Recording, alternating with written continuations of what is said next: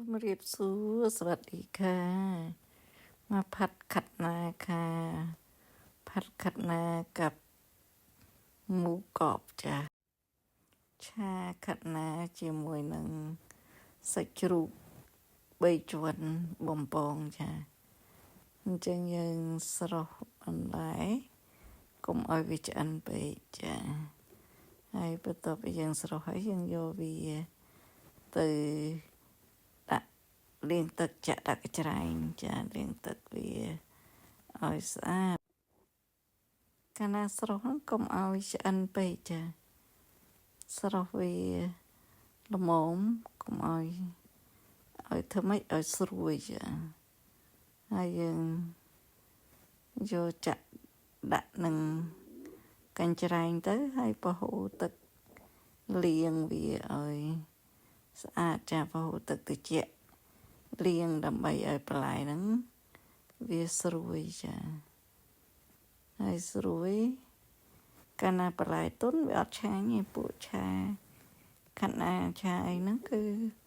កាលណាបន្លែទុនគឺអត់ចូលរសជាតិតែម្ដងហើយយើងដាក់គ្រឿងឆាអីតាម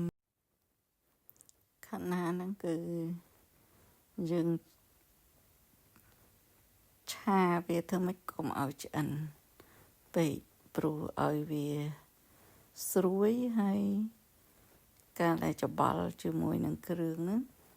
ច្បល់ឲ្យគ្រាន់តែវាចូលរសជាតិចូលខាត់ណាអីចឹងទៅគឺរសជាតិដែលយើងត្រូវការចូលចិត្តនៅក្នុងក្រុមគ្រួសារហ្មងគឺដាក់បែបហ្នឹងតែសាច់ជ្រូក3ជាន់ហ្នឹងគឺយើងដុតវាឲ្យស្រួយចាស្រួយដូចជ្រូកខ្វៃអីចឹងចាហើយយើងយកមកឆាវាអ្នកខ្លះក៏ហៅឆាក្តាច់ឆាខាត់ណាហើយបែបឆានេះគឺឆាដាក់ម្ទេសច្រើនចាឆាអ្នកញ៉ាំម្ទេសច្រើនក៏ដាក់ច្រើនញ៉ាំតិចក៏ដាក់តិចទៅចាតាមធម្មតាគឺម្ហូបនេះគឺជាម្ហូបដែលគេប្រើម្ទេសច្រើនម្ទេសគេយកទៅបុកទៀតហើយយើងដាក់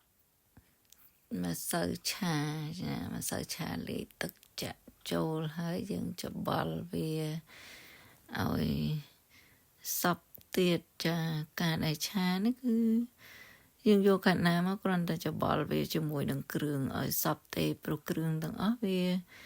សុទ្ធតែឆ្អិនអស់ហើយចាដូចជាសាច់ជ្រូកអីហ្នឹងគឺឆ្អិនអស់ហើយ